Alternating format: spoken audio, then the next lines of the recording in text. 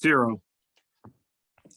Welcome back, everybody, to Hoops HD. It is Wednesday evening, January 4th, around 9 p.m. Eastern. That means it's time for Under the Radar Bracketology. Under the Radar rundown. Under the Radar. I'm your host, Chad Sherwood.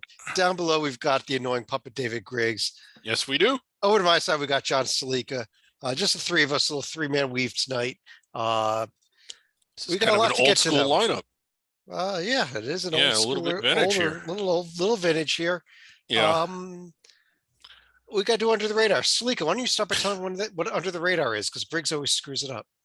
Well, first of all, Under the Radar, these cover the conferences that are not part of the Power Five. That would be the ACC, the Big Ten, the SEC, the Pac-12, and the Big 12. We also don't cover multi-bid leagues like the Big East, the Mountain West, and the West Coast Conference. And we also, but we will also be covering two independent schools like Chicago State and Hartford.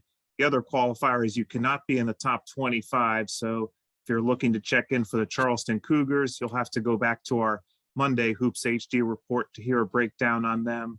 But we will also be covering the Atlantic 10 this year. Yes, Atlantic 10 is in there Under the Radar this year. For those of you that watch Monday night and is wondering why we didn't discuss them, College of Charleston, while we discuss the rest of the Colonial on the show, we're going to pretend they don't exist or something like that. I don't know. Right. Yeah. But what we like to do is we go through all the conferences pretty much in alphabetical order, with the exception of we like to always start out with a little feature conference for the night that I spent hours and hours painstakingly picking 3 seconds before we start the show. But let me pull up the screen share here and figure out what the heck our feature conference of the night is. The feature conference is the Mid-American Conference. How about all right? A little matching. How about it? A great selection. I don't know why we haven't done this one yet, because there's one team and one storyline in particular that, while they're not under the radar, I think they might actually be better than the team that's in the top 25. And I think you're talking about Eastern Michigan. Eastern Michigan, yes. Now, here they are on the left. The Kent State profile, which has something a little bit lacking in it, though. It does. And it's one of those cases, and you get this with a lot of under the radar teams when you've been doing this, and it's frustrating when it happens. You just feel that the profile, particularly the quad 1 and quad 2, do not match how good the team actually is.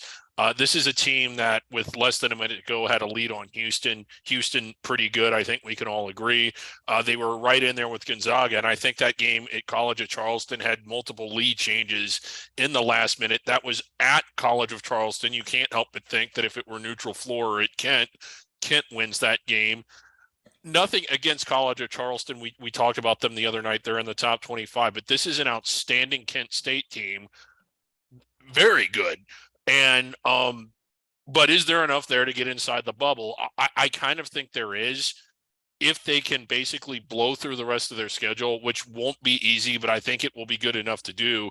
And one of the things I keep going back to is Murray State from a year ago was in a league worse than this and was so far inside the bubble that they were in on the first ballot. You see me shaking my head here. Stalika, back me up. This is a conference in your backyard here, full of intense, tough rivalries. You can't blow through the MAC, no matter how good you are, can you? I don't think we want to talk about the team that's in my immediate backyard this year, but there are lots of good rivalries right here. The Wagon Wheel still figures to be the feature rivalry this year between Kent State and Akron right here. You look at a team like Toledo, they have the battle for I-75 with Bowling Green. However, the Rockets did get off to a bit of a slow start in MAC play with their home loss against Ball State.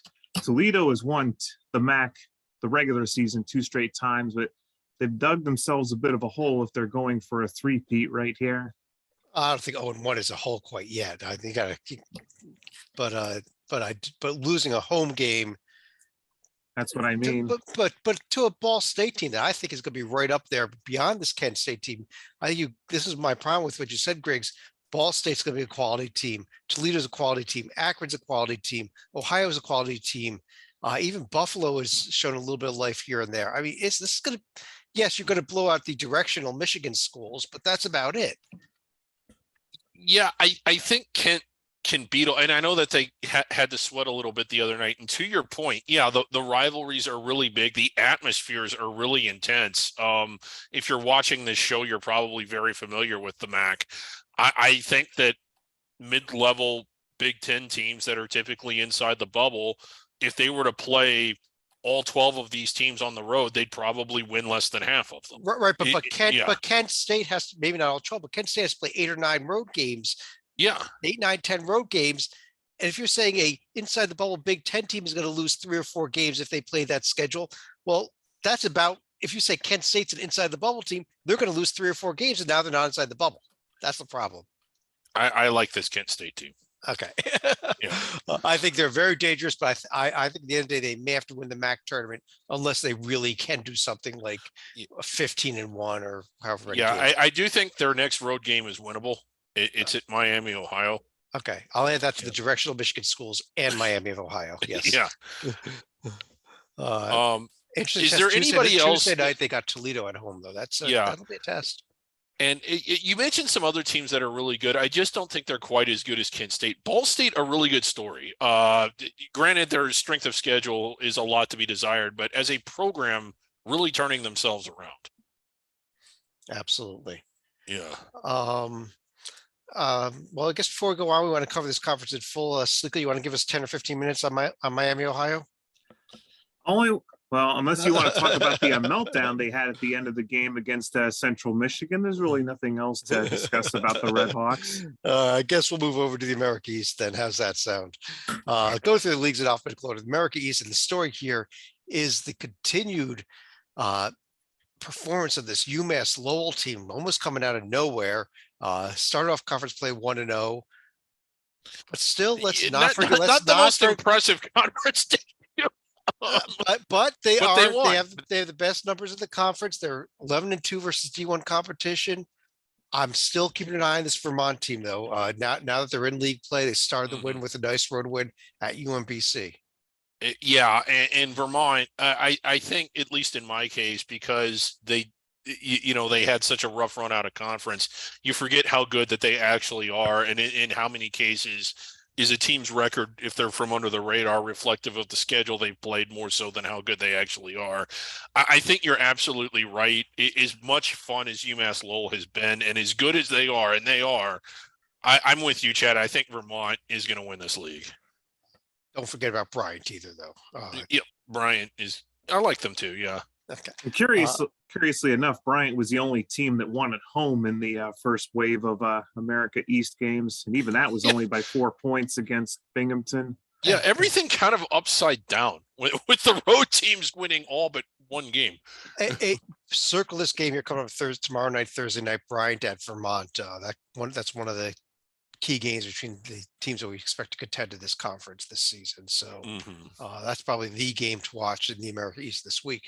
In fact, probably so. In fact, we're going to probably start our bracket rundown show late tomorrow, just so we can all watch this show. Game. Yes. Yeah, we probably will. Oh, what's going on here? What I think they were trying to tell us about Vermont and UMass Lowell next Wednesday. I don't know. Stalika, how about the A-Sun? This 14-team monstrosity of a conference now. Well, we've talked about Stetson in the first couple of weeks because of their wins at Florida State, and also I think one of the other schools within the state. They're off to a 2-0 start right here, and our old friends from Florida Gulf Coast and Liberty also winning their first 2 games. Kind of saw a little bit of a surprise winning their first 2 right here, but given that they were against Eastern Kentucky and Central Arkansas, at home. I don't give any credence to Kennesaw quite yet. That's a stretch, I think. Yeah, Gulf Coast clearly making the most noise out of conference. They also had that win at blanking USC. Yeah, USC. Yes, yeah. They won at USC. Liberty, if you look at the metrics, I mean, they're actually got some of the better metrics right now than Gulf Coast does. So right, those are definitely the 2 teams here. I think those are 2 teams in the day are going to battle this whole thing all the way. I think so too. If you're looking for other storylines, I know they lost one of their first 2 games. Queens, still a fun story. And how about Central Arkansas? What I about just him? wanted to say that. I just felt Okay. like, I was waiting for the follow-up to that. no, I just wanted to say how about that and then enjoy the silence. Okay. Liberty hosted Jacksonville State, Florida Gulf Coast at Austin P here on Thursday. So, we're waiting till these teams start facing each other here. Not going to be happening in the next week. Yeah. Hello, Atlantic 10. You are under the radar. In God, alphabetical order, you Lee. are up next. Oh, However, oh, Dayton boy. is starting to look a little bit better now. Pick up the road win at Davidson, knocked off St. Joe's just tonight. They are, and I will say this about Dayton is the talent that they have now is what we were expecting it to be at the beginning of the year. They are starting to get healthy, and while the profile is just not there, Isn't it very similar to that Kent State profile we were just talking about? It is not. Well, I would say not because, Kent State didn't lose it. Virginia Tech and all these. I mean, Kent State lost to like highly ranked teams in close games. Okay. But still lacking tier 1 or tier 2. I think Kent State, yeah, but Dayton at full strength should blow through this conference. And if they do that, and if they get in, now they'll need the auto bid to get in, but if they do, I think this is potentially a really dangerous team in the round of 64 and maybe even the round after that. But they got to get there first, and the only way they're going to get there is no matter how many games they win, I think one of them is going to have to be that last A10 conference tournament game. Well, Stalika, doesn't it help? I really look at this Dayton profile. I don't think they're going to lose another tier 1 game all season. I think they're not going to pick up another loss at all in any of them. Should not in tier 1. Tier 1. Again, there's also going to be tier 2, but I think there's not going to be. You're not out on a limb there, Chad. They're not playing any tier 1 opponents. The game at St. Louis might be a tier 2 game, so they might get one. Cup. Yep, I'm familiar with that. Yeah, I really don't think Texas Southern is going to lose another tier 1 game this year. Hey, so they're going to make the tournament too. Yeah. It's this conference is woefully bad this year. Those good stories had teams like Fordham. Well, Fordham lost tonight. Did pick up the loss. Was it on there? Not yet, I don't believe. They actually just went final moments ago. They now have 3 losses overall, 0-2 in conference. Yeah, but the fact that they were beating anybody was noteworthy. But yeah, are they even going to finish? They lost to Rhode Island tonight, by the way. Yeah. Loss. Yeah. Ooh, ouch. Upcoming schedule here. If we're talking about Dayton, I guess we got their game is at Fordham on Tuesday, and I think they should be heavily favored to win that one. Yeah, they should. And is there anybody else really that's even capable of doing anything other than having a cup of coffee if they win the auto bid other than Dayton? I don't think there is. I don't see it. I think this conference is looking like a single bid conference that's going to go 0-1 in the NCAA tournament. That's it. I think Dayton might get to a point to where they can be dangerous, but nobody else, they have to get there first. Stalika, how about the Big Sky Conference? Speaking of not dangerous. Weber State has continued to, dominate in the Beehive and also win their first 2 games in the Big Sky Conference right here, beating Front Range rival Northern Colorado and also Northern Arizona, a back range rival. So good to see they're covering both of the mythical conferences right here. I was a lot more impressed with what Eastern Washington did with their first 2 games, sweeping that Montana road trip. Both, for Big Sky purposes, quality pair of teams. I was too, and that's the only thing that any Big Sky team has done all season that even impressed me a little bit. Like, yeah, it's an under the radar league, and the bottom of it is typically smells pretty bad, but generally at the top, there's some sort of competitive team, some really good team. Not this year. Good grief. And as it happened, Idaho State also got the double of Northern Colorado, Northern Arizona at home. Yeah, but they got those at home. Eastern Washington going down the road. Now Eastern Washington come home this week. They're getting Portland State and Sacramento State. So they could be at 4-0 come next week here. Yeah. Sac State was a story for a minute, but no, I mean, they've just kind of faded. Anyway. Over in the Big South Conference, Griggs, Longwood, our preseason pick, is now off to the 3-0 start. Right, and no real surprise there. I know Longwood was sort of getting beat up a little bit out of conference, and because of that, I think they kind of fell down and a little bit off of our radar. But even with that, we thought that once they got into league play, they would still be the best team, and so far they have been. Winthrop might be able to keep pace with them, but I haven't really seen anybody else that. It was 2 weeks ago, 3 weeks ago. We were talking about this High Point team, and they go 0-2 to start the season. Yeah, not a good start at all for loss Cubbies. to Gardner Webb for High Point, so that was at home. Yeah, in Gardner Webb. So the Lancers, and again, a really, really good story. A team that was among probably the 20-30 worst programs in the country, making the NCAA tournament last year. Stop the presses. Coming up Saturday. Oh yes, it is. Yes. Yes, the greatest rivalry. Cup round one. Oh, we should have been the feature conference. The Wynwood rivalry. The Wynwood Cup maybe is next coming week, up Saturday. The Wynwood Cup. Oh yeah, we missed that one. We were picking conferences out. So we apologize to everybody, but coming up Saturday, it is Wynwood Cup time. I wonder what our game of the day will be on Saturday. I don't know. We need to come.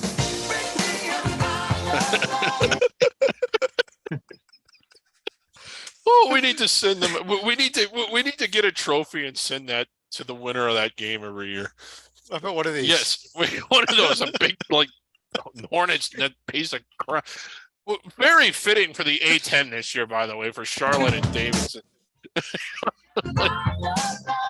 Okay, that is an actual trophy. That isn't something that we created. It looks like something we would create, but the Stalika. How about the Big West? Oh, I love this league. Yeah, Hawaii continues to impress after their win in the Diamond Head Invitational. They get a couple more home wins against UC Davis and Cal Poly. As far as UC Santa Barbara, at least they get one of the wins on the road at Titan Gym against Fullerton, and also follow that up with a home win against UC San Diego. Yeah, Irvine also picks up a road win at Bakersfield. Those are the three teams I'm really looking at, though: Santa Barbara, Irvine, Hawaii. I think so, and I was so big on the Eaters when they went in and Oregon at one. They've kind of tapered off a little bit. If anything, I don't want to say that they've been disappointing, but their big win early on turned out to not be as big as it seemed at the time.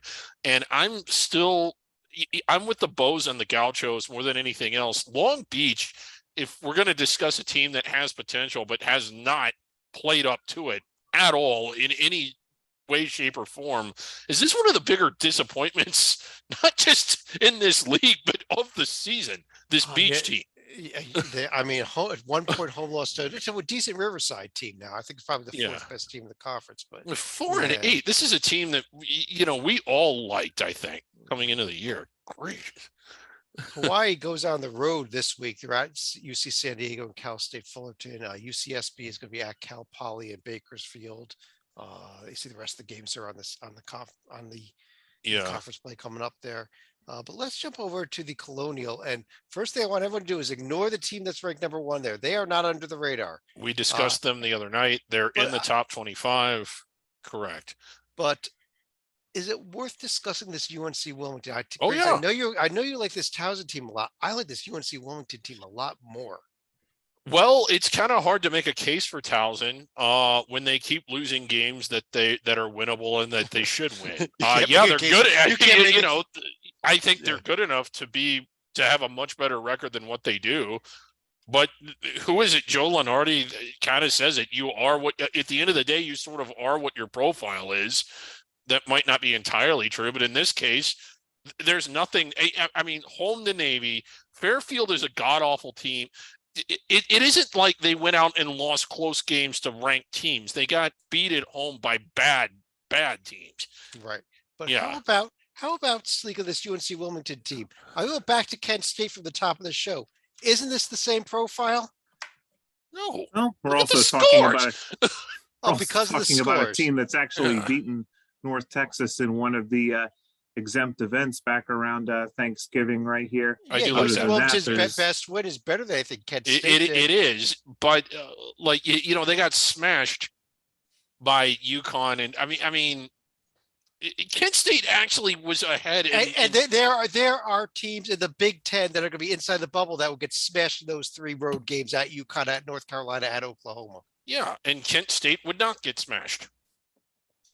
Kent State didn't play any of those 3 games. No, they played better teams and actually competed. Salika, I'm sorry, we can cut you off there. Yeah, I have a feeling Chad may have had I like UNC Wilmington a little bit fans. high in his top 10 ballot for this week. I do like this Wilmington team. I want to make that clear. I just don't like them quite as much as Kent. Yeah. Okay. I like this team a lot. I like them too. Fortunately, they're in the same conference as Charleston, and they're probably going to have to find a way to beat Charleston in the Colonial Athletic Association. If they go to Charleston and win, then because Kent did not go to Charleston and win, then I will. You're never right about anything, but I might have to admit that you were right. Well, if they I'll go tell you to what, Charleston. next Wednesday night, they're not at Charleston, they're at home, but this is going to be one of the big games of the season. That is a huge game. And you know what? Charleston kind of needs that for their resume too. I mean, there's a lot of good stuff on there already, but that's one of their bigger remaining games. That's probably their biggest remaining games. They're only top 100 road game left. So yeah. But again, we're not talking to Charleston. We talked about them. Right. Yeah, we talked about them the other. Yeah, because we would be talking about a tier 2 win should this come to fruition. Mm-hmm. Let's talk about the conference that I know Stalika wants to talk about because of his tagline right there on the screen. Conference USA. I mean, it's not quite the salad days of Cincinnati, Louisville, Marquette, and DePaul when they were actually irrelevant, but Florida Atlantic, they do continue to impress. They have the big win at the Green Pit against North Texas. And then you also have to look at UAB, who's still holding the line themselves with their first 3 wins in conference play. Yeah, really sweating out that last win, but getting it done. We're behind for a lot of that game. This is one of the reasons that I love college basketball, and because this conference could get 3 teams in. I'm not saying that they will, but it could conceivably be as many as 3. And another team to kind of watch out for that's dangerous, that keeps shooting themselves in the foot and maybe in the face. This Western Kentucky team, they don't always play up to the level of their talent, but when they do, they can beat anybody in this league. They can lose to anybody in this league, but they can beat anybody. Let's not forget about North Texas. Let's not forget about Charlotte. I mean, these are top 100 net teams here. Florida Atlantic are ridiculously high 11 net. If we and they deserve it. Did you have the NCAA tournament by net? They're a protected seed. Yeah. And this is a good FAU team. It's on the, they went to Florida and won, and honestly, maybe they should have won a little more handily than what they did. But that win at North Texas, North Texas loses maybe 1 or 2 games at home a year. And this is a really good FAU team, a really big game tomorrow night at UAB. Or I'm sorry, UAB coming to Florida Atlantic. So, and that game has tournament implications because that's a big one. The committee is watching, I promise you. Yeah, I mean, that's a game between 2 teams that I'm seriously considering for tournament. Actually, I think Florida Atlantic is in right now and in solidly. I think they are too. I think UAB is a bubble team right now. Right now, I think they're a bubble team. Yeah, and if they go to Florida Atlantic and win, which I don't know if that game will be over before we come on tomorrow or not, but I think you put them in. And then you've got also a very interesting week for North Texas. They're going to Western Kentucky and to Middle Tennessee. 2 tough road games here for North 100 Texas. miles of hate. Yeah. Charlotte then on Saturday at Florida Atlantic. There are a lot of good. This is one of the few years I've ever said I'm really having fun watching Conference USA. Yeah. So many years, a lot of these games are just such dreck. Yeah, it was a bloated quality teams. Yeah, it was a bloated league. It was in the divisions. This is a single division team that has solid at the top and at the middle, and even the bottom, minus maybe the runners of San Antonio, doesn't smell so bad. FIU kind of stinks too, but everyone else. But Western Kentucky's quality. UTEP has some good wins already. Yeah, Louisiana Tech is always quality. Rice has been much improved. There's a lot to like. Rice is much improved. Over in the Horizon League, Salika, talking about not much improved. Not much improved, but Salika, Northern Kentucky gets the home win over Wright State. They win at IUPUI, probably not as big as they should have, but how about NKU? Is this now their conference? Yeah, I was saying this in a group chat on Monday. There are some programs that smell bad, but this conference smells like a meth lab right here. I mean, it's Okay. good that NKU is going to be 4-0, but this is not one of your vintage Norse teams right here. So they did get the win against Wright State. It's always good to beat your rival. I'm sure, as Titel would say, the five of us could probably beat IUPUI if you add two more panelists right here. But by the same token, you still have to keep an eye on Cleveland State, even though Dennis Gates is now coaching at Missouri. He's still left a few pieces behind for the subsequent coaching staff right here. Yeah. Yeah, you look at some of the metrics at least. Look, Fort Wayne and Youngstown State are up there in the metrics, although they're both 2-2 starts. Fort Wayne losing the game to Robert Morris. But yeah, here's the upcoming schedule. And unfortunately, I just think we're looking at, I think we got a decent shot at a 16 seed coming out of this Yeah, conference. I think so too. Which is way below what this conference normally performs at. But yeah, I agree with you, Chad. And also a good chance for NKU to advance to 6-0 right here with their homestand against Oakland and Detroit Mercy. Yeah. With Detroit Mercy, keep an eye though on Antoine Davis. He is moved within maybe his next game. He may pass Doug McDermott on the all-time scoring list. I think up to top 6 or so. So he is climbing that list very quickly. Over in the Ivy League, we've got the first conference game out of the play, and the big upset was Columbia taking down Yale on opening day in conference play. That was a shocker to me. That was kind of astounding. I mean, these were a pair of teams. Look at these net differences, even after the game, 330 to 58. Yeah, I mean, Yale, they competed with Kentucky. We've been high on this Yale team all year, and it was just one of those. You didn't really watch the game as much as you just sort of followed the score, and then you finally felt compelled to turn it on. How the hell did that happen? I don't. This is one of those head scratchers.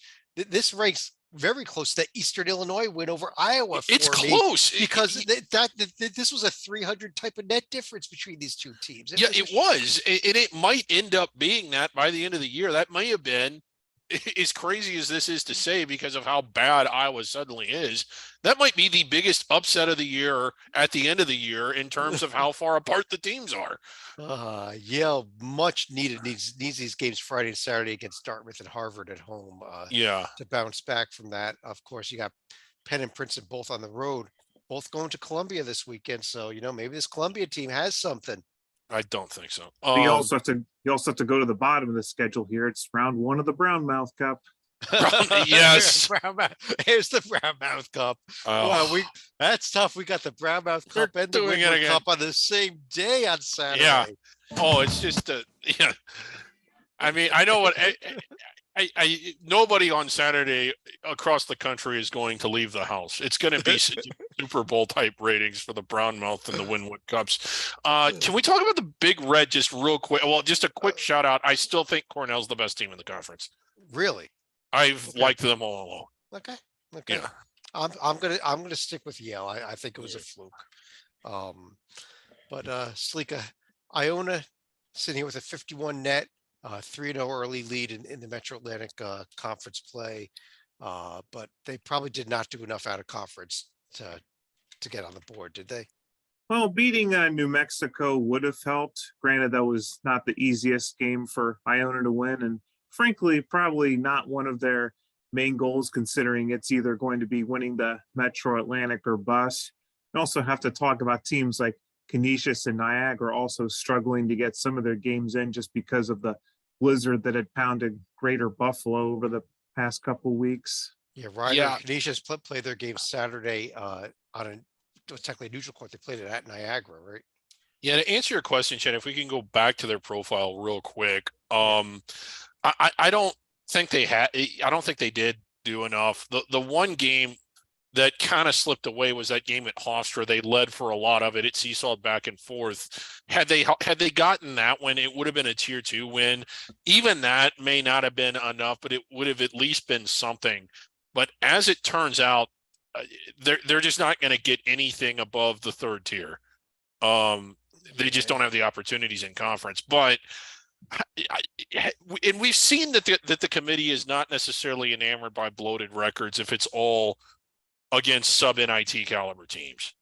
Right. And of course, though, as long as Iona blows to this league, there's no doubt that they will win the conference tournament, just like last Yeah, year. just like last year. Yeah. Last year they actually had a case. We didn't select them, but they were on our board. And if it were debate class, you could have made a case to take them if you really needed to. I don't think you can this year. If you want to circle something for this week in the conference, Iona at Quinnipiac Sunday. Quinnipiac got off to a real good start this season. Slipped Not up a in couple conference times in play. conference play. Yeah. Slipped up in a conference play, but still has a nice overall record. Could be one of the tougher road games for Iona, not the toughest, but a tougher road game in conference at least. Manhattan, for even more reasons. I rescind my statement earlier about Long Beach State. They are the biggest disappointment in college basketball. But there's reasons there too. Yes, there's reasons. Coach. Yes. Yeah. Long Beach did not lose their coach on the eve of the season. Right. Yeah.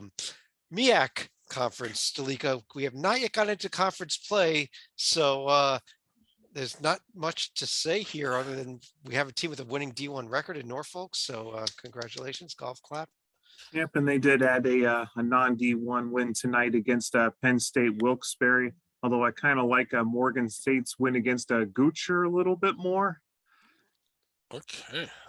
Conference play starts on Saturday. Norfolk State hosting Eastern Shore. Then they're at Delaware State on Monday. Delaware State is still looking at their first D1 win of the season, and currently dead. They're not dead last of the net. There's 3. No, they're down there, and a definite centenary candidate. Norfolk State, can they get inside? Can they get above the 16 line? Inside the bubble? No, they cannot get inside. Yeah. Yes, I think Norfolk State can get out of the first 4 if they run through this conference and win the conference. I think they will run through this league. I think think Norfolk's going. They have a shot at the 15 line. I know you like Howard a little bit, or is it Morgan State you like? I think Norfolk State does the double undefeated. I think it's 17-0, 14-0 in the season, and then 3 conference tournament wins. They're just so much better. I think you could see them on the 15 line in that case. Yeah. Especially with a couple of conference tournament upsets in other leagues that drop teams down. Right, yeah. Missouri Valley Conference is one of those head scratching leagues for me as well this year. Is grossly disappointing. I do not see anybody in this conference that I even consider to be a bubble team at the moment, or even have a shot at getting on the bubble at the moment. I concur. No, I don't. I've been talking a lot they always say if you can't say anything nice, don't say anything. Stalika, what are your thoughts? Well, I think we're going to have a lot of teams in the CBI/CIT successor right here. I can't say anything more beyond that. Yeah. What the hell happened? And this was a league we were really excited about. We thought Drake looked pretty good, especially with Drake, but with Missouri State, I think we liked them, and Indiana State got off to such a good start. Indiana State is at the 4-0. We'll give them that. I mean, they are the only good story, I think, in this conference so far. Maybe Bradley as well, a little bit of a surprise here, but it's a Bradley team that, has won a few conference tournaments in the past. At least they were very good at the Arch Madness, and they do have an inside track in the selection, the committee room. You remember, given that their AD is the selection committee chair. Yes. So, I mean, I think we can see Bradley 6 or 7 line. Upcoming schedule for this week. I don't know if you want to look at Indiana State. They are at Illinois State as we record this. Let me see if I can get a score update on that. They are currently up 11, 2 minutes left. So they are about to go to 5-0 with a win at Illinois State. So okay. Congrats to the trees off picking up another road win. Yeah, and Drake in Southern Illinois, I wasn't that was what you thought coming in would have been one of the better under the radar games of the year. It's a 1-point game with 3 minutes left. So as we record this, but also keep an eye on next Wednesday when the Trees host Southern Illinois right here. So we will have 2 of the best teams matching up. Mm-hmm. Indiana State gets UIC on Saturday before that.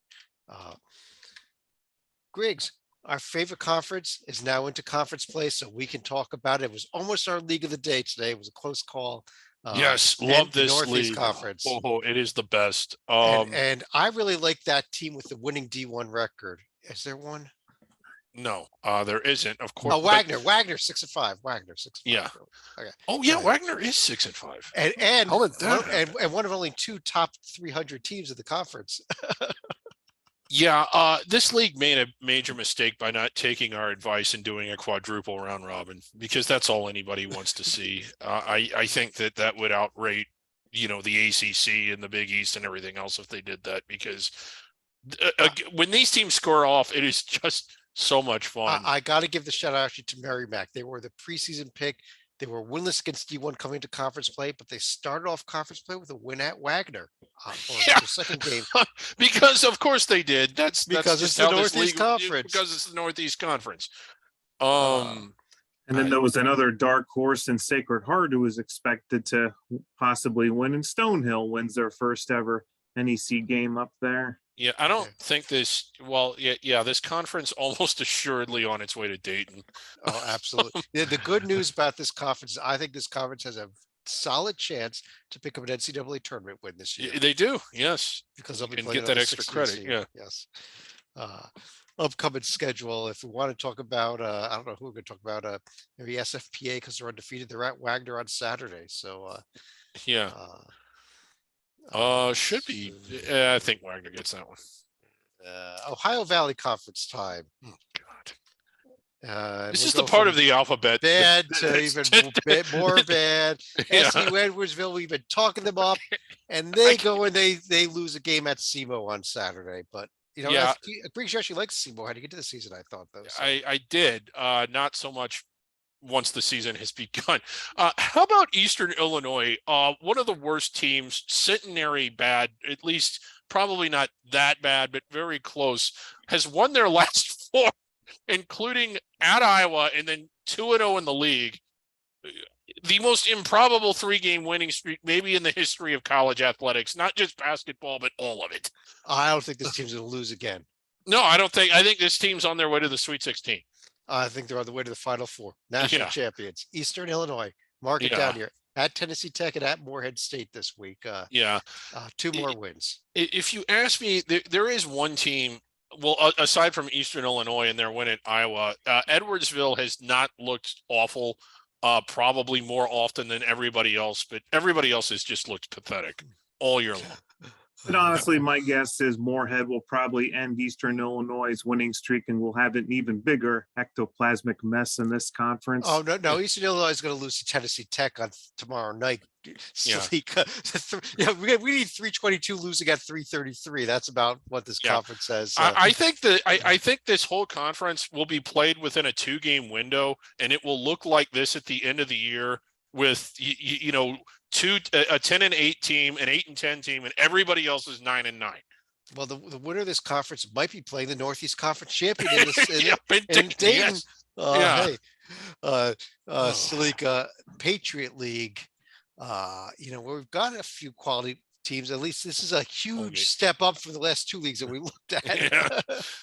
I mean, Colgate is off to their normal 2-0 right here. American's been the other pleasant surprise. They've also got a couple wins themselves, and also got to salute Army West Point right here for getting a couple wins themselves to start up the Patriot.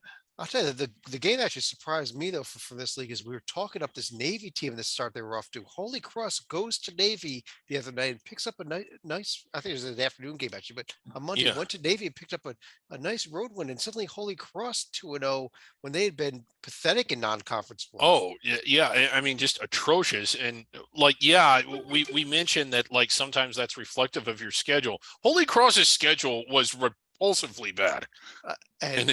This is the Holy Cross. Remember, they came out of the 10 seed to win this conference tournament one year. So you can never count on Holy Cross.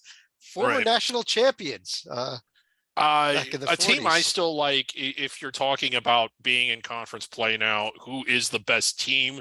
I still think it's Colgate, but American probably making the most noise so far. Okay. Colgate at Army, followed by American at Army coming up next week. So we've got, that'll be a couple of interesting games here, especially with regard to this Army team, and see if they've got anything. And circle tomorrow night, Navy at Colgate as well. That should be pretty good. That might be when that should be okay. let's keep things rolling right along here over to the Southern Conference. Another conference has been pretty disappointing this year Yeah, compared to prior years. And very disappointing. just when we're all on board on that Chattanooga bandwagon, they go lose back-to-back games to Seminole and Greensboro. And Yeah, there go the those are Bucks. not good back-to-back games to lose. No. Wow. I don't, I guess we got to, should we suddenly be talking about Furman and Greensboro as the two teams, Stalika, or what are you looking at here? I mean, Greensboro, you thought they might have had a bit of a slight fall ever since Wes Miller left for greener pastures at Cincinnati. But as long as they win the conference tournament right here, I mean, no one will hold anything against them. But it was, keep in mind, Furman was a team last year that ended up losing the conference tournament on a last second shot right here. They're still only a game behind first place themselves right here. By the way, you can Yeah, you can put Sanford up to 3-0. They did pick up a win over VMI tonight. Well, yeah, since it and started. that was who I kind of wanted to talk about. Sanford might have one of the worst losses that any team in D1 has managed this year. But they were a team we all liked. It was a non-D1 loss. It was a non-D1 loss to a really bad non-D1 team, but they were a team we liked coming into the year. And as down as this league is, Methodist. I think that was the wrong name. They've actually changed the school name since. But go ahead. Yeah. Yeah. With the league being down, do we kind of have to pay attention to them, and are they going to finish at or near the top? Oh God, this league is so bad. This is a league that we're used to seeing hovering around the bubble and sometimes even inside of it. I'll tell you what. We've got good games. It's a big under the radar day Saturday. We've got the Brownmouth Cup. We've got the Winwood Cup, and we've got the top two teams of the Southern Conference squared off in Sanford and Greensboro. I don't know if we have a name for that. The Sambo. Sambo. The I don't know. Sam, the Green. Yeah, the Greenbow. Yeah, the Greenford. We're just trying too hard. The Southland Conference time, where we're all on board for Northwestern State. So what do? They lose at home to the team that actually we liked the best heading into the season, Texas A&M Corpus Christi. Yeah, and it looks like. Oh, go ahead, John. I was gonna say at least they lost to the Texas A&M with 2 C's as opposed to the 1 C in Texas A&M Commerce. Yeah. So so much for we loving on this Northwestern State team. Yes, I get it that Corpus Christi. I think Corpus Christi, Nichols, and Northwestern are the 3 best teams, but it was a home loss. You can't take home losses in this league. You just can't do it. No, you can't. What a weak league this is. Well, it's always been kind of weak. Probably could be facing the Northeast Conference champion as well. Yeah. Anyhow, Northwestern State this week is going to be playing hosting Nichols actually. So they've got their other tough home game coming up right here on Saturday. Yeah. Houston Christian continues to throw me I know they changed the name this year. I should be used to it, but I'm not. Houston Christian, formerly known as Houston Baptist. Yeah. SWAC time, Stalika. How about we're only 1 game into conference play, so I don't know if we know How about Alabama A&M? I was gonna say we were looking forward to Southern and Texas Southern's matchup, and Southern actually gets a nice road win right here, so they're definitely going to have a leg up as far as the top seed goes right here. We also had some high hopes for Grambling, but they ended up losing by a point on the road at Prairie View, so a little bit of a disappointment. I think Prairie View is among the top teams of this conference, though, so it's not a huge. I don't think. End of the day for them. It's not the way. And again, it's early. I kind of liked this Grambling team, and I thought that they could win the league. I still think that they can, but starting off with a loss. Jackson State with a road win as well at Alcorn by a point. So that was another. I would love to see Grambling in the NCAA tournament. That would be great. Here's the upcoming schedule. We are fully into conference play now. Tons of conference games.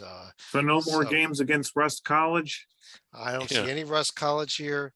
I don't know which game you want to circle, but you might as well circle all of them because it's the SWAC and we like the SWAC. Yeah, Grambling at Texas Southern might be kind of fun. There you go. Summit League. And how about let's pull up a profile here for this Oral Roberts team. I am very high on this team right now. You know what? I like it better than Kent State's. Let's compare them again. Yeah, let's Very- compare them it's again. the Okay, same thing, but they at yeah, least have a tier 2 win. yeah, we've got common opponents here. Kent State had a lead on Houston at Houston with less than a minute to go, and Oral Roberts lost by about 50. Griggs, Kent State scored 44 at Houston. Oral Roberts scored 45. Oh, Oral wow. Roberts wins by a point. Yeah, Oral Roberts likes to shoot the three. They were in the St. Mary's game. They were kind of in that Utah. They were in that St. Mary's game, and they were right with Utah State for about. It was never out of reach until kind of the end. I like this Oral Roberts team. They like to shoot the three. They are fun to watch. And as far as the rest of the league, I no one else has looked good at all except them. Oral Roberts has one non-conference game list, a very interesting one coming up here on Monday at New Mexico. So that's a good one. Yeah, that could be a good test for them. And if they pick up that win, that's a tier 1 win. Oh, that is, yeah. If they get that win, then you're really talking. But again, aside from Oral Roberts, and I don't want to dismiss what they've done because they are really good. South Dakota State really disappointing this year. The whole league really has been disappointing. Yeah. Coming up here this week, Oral Roberts' only other game this week is a home game against Kansas City. The Roos, yeah, but there's not much else to talk about. Maybe St. You can Thomas never count out the second game best for team. the Dakota marker on Thursday. Yeah, that's a good one too. The North Dakota State, South Dakota State. For those of you that, well, if you're watching this, you know the Dakota. Do they do that? I actually don't know the answer to this question. Is that just a football trophy, or do they do it for all sports, like the wagon wheel? I think it's for all of them. So yeah, for the Dakota traveling trophy. Come on, is Sleeker, just you for brought football. it up. It's all on Yeah. you. Actually, what we should be asking our audience is that a real rivalry or is that just another quote unquote fictional one? It's a real one. Okay. All the Dakota teams all played each other this week. Yeah. St. Thomas is hosting Denver and Omaha. I think they may be the second best team in this league from what I've seen so far. Yeah. Sun Belt Conference. Now, this is another very good league. I love this. Yeah, great league here. And let's start with these two teams on top, and Southern Miss and James Madison. Stalika, I think these are two of the top under the radar teams of the country right here. Yeah, James Madison did have a little bit of a swoon towards the end of non-conference play, thanks to the loss at Coppin State. Now they've rebounded quite nicely with win at Marshall, so it does give them a bit of a leg up in conference play right here, and they'll continue to get some mileage out of their neutral court win against South Dakota State and also a road win against Buffalo. Yeah, but I really like the Southern Miss profile. They've got the win at Liberty, which right now is a quad, just barely, but it's a quad 1 win. They got the road win at Vanderbilt, only 2 losses at Vegas and at Northwestern State, and a chance for a few more quality metric wins with the game at Marshall, the game against James Madison, even the game at Troy. Well, the game at Louisiana, let's not forget about that. Yeah. Like with those 4 road games coming up, 2 of those are really hard to win. The one at Louisiana and the one you mentioned at Marshall. Marshall really good too. I think this conference is going to get a team inside the bubble. Now, if they all eat each other up and no one breaks away, then they won't. But I know they're kind of down in the standings right now with the 0-2 start, but Louisiana was really impressive out of conference. Marshall, very impressive since they lost that opener to Queens on the last second shot. And then since then, they've been fantastic. In the only game, another close loss at home to the James Madison team you just talked about. This is a good league.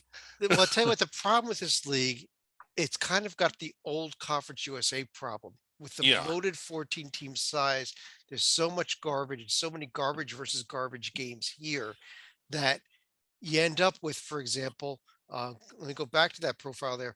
Southern Miss, in terms of their conference games, they get James Madison once and they don't get him on the road because of the size of this conference. Right. And that is a road problem. Game at JMU would be huge for Southern Miss in their resume.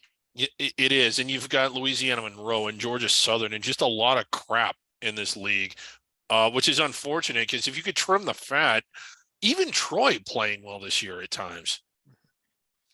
Southern missed that game at Louisiana, one of the big games this week, like you mentioned. James Madison will be hosting Texas State and Stalika's favorite team out of this league, Appalachian State. Yeah. Yeah, but this is not a vintage hot year though.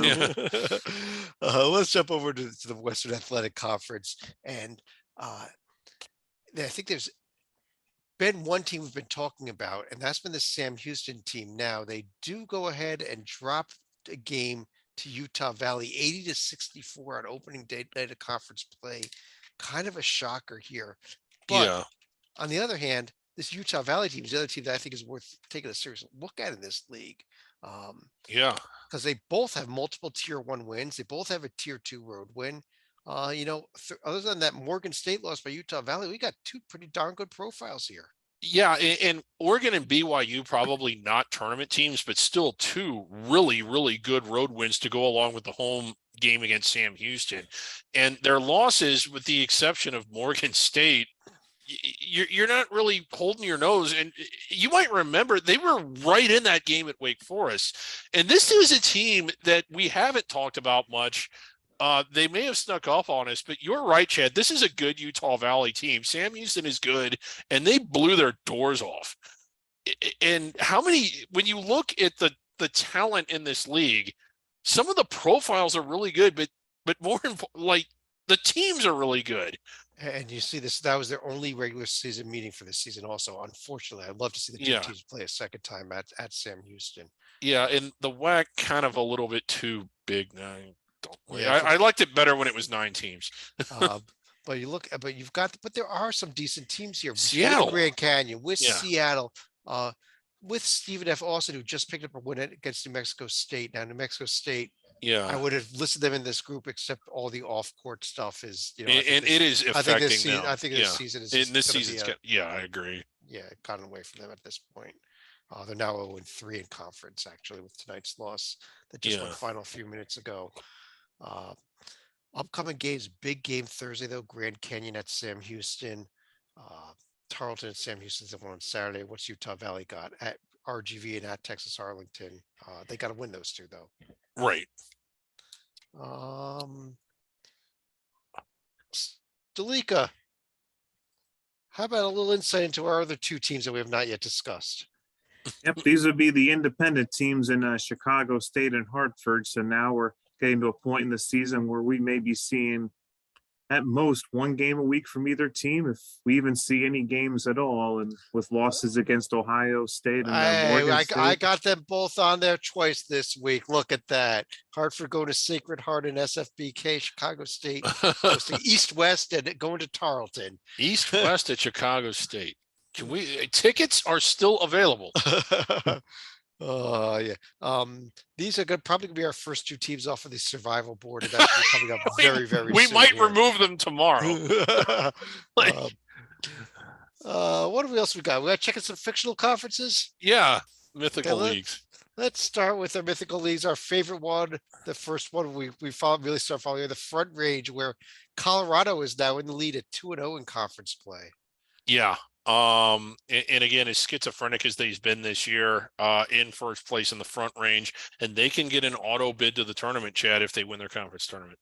Yes, they can. I don't see any. Oh no, Air Force at Colorado State coming up on Tuesday, so we have a little Front Range action here. Air Force could move into a tie for first with this win. Yeah, Wyoming continues to be beaten up with injuries. A team that I thought would be a top 25 team, not even in the top 200. Our newest conference, the Back Range. Arizona continues to lead here at 1-0 in conference play. This conference, also got hurt by the cancellation of the New Mexico State series from this year.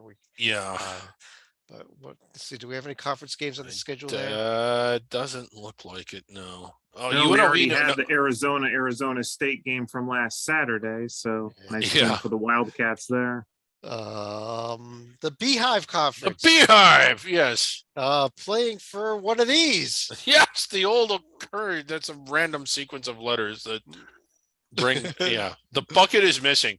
That's an actual trophy, and it is actually missing. How about this week for the Beehive Conference? It went undefeated in every single team, other than a non-conference play. Now, the one team that did suffer loss was Utah Tech in a conference game.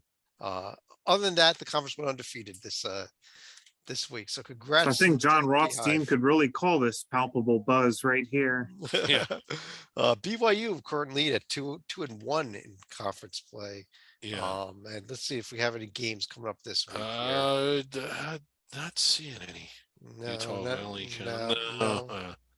no, not none. Yeah, this we need week. the old Okora Cup back. Utah's got to start playing everybody again. Yeah. Under the radar top 10 list. Oh yeah, I forgot we were doing this. The three of us, our good friend Rocco Mill from Bracketeer.org did vote as well this week. We got a lot of honorable mentions again. Yeah. Also getting votes. Utah Valley got a few votes. Santa Barbara not getting in. Florida Okay. Gulf Coast, Santa Barbara, Drake, Lowell, Dayton. Somebody voted for Edwardsville. Someone voted Edwardsville, at least an honorable mention, and Yale getting a little bit of love there. But here's our top 10. It's a tie for ninth between James Madison and Iona. Okay. And coming in at number 8, we have UNC Wilmington. I just talked about how much I like them in the Colonial. Yeah. North Texas and Oral Roberts. Oral Roberts getting it pretty high too. I think I had them in, but I had barely. them higher than that even. So, yeah, really? Okay. Well, yeah. Southern Miss climbing the pole. Coming in at number 4, Sam Houston falling a little bit. Well, they had the loss to Utah, but they did have the loss. Yes. Number 3, UAB. UAB way up there, man. Number 2, Kent State, the team we started the show off with, and number 1, and it is not College of Charleston because they are not eligible. Yeah. Our drum roll messed up, but Florida Atlantic. No surprise, I don't think. Right. 3 Conference USA teams in the top 10. If you want to throw Southern Miss as a former Conference USA, it'd be a dominating league season for Conference USA. But that is our top 10. So let's go to final thoughts. Salika. I think we were going to go back to the WAC for a little bit. We talk about Utah Valley getting off to a 2-0 start. I guarantee if there is one school you want to see have a victory parade for winning the conference, it is going to be the Wolverines, led by their head coach, Mark Mad Dog Madsen. I mean, look at his career at Stanford and also look at some of the victory parades that the Lakers had while the Mad Dog was riding the bench with them. Check it out. It is awesome. There you go. All right, Craigs. We're sort of still at the starting line, like the first 50 meters or so of conference play. And I can't remember if it's like this every year and you just forget that it's always like this. But when you look at the Sun Belt, you look at the WAC, you look at Conference USA, perhaps the Colonial, because while not under the radar currently, still in an under the radar conference of College of Charleston. And you look at the quality of wins that are to be had in those leagues, and maybe to a small extent, maybe the MAC, but probably not. We could see a lot of teams could make runs at the bubble. I think there's room for multiple bids from all of those conferences if everything falls into place right. Okay. I guess on that note, I do want to thank everybody for joining us. We are not done for the week, though. We will be back again Thursday evening. That's tomorrow. First true bracket rundown show of the season. We did a kind of a fake one last week or something like that. Yeah. But on behalf of John Salika, David Griggs, I'm Chad Sherwood. Thanks for joining us, and we will talk to you again real soon.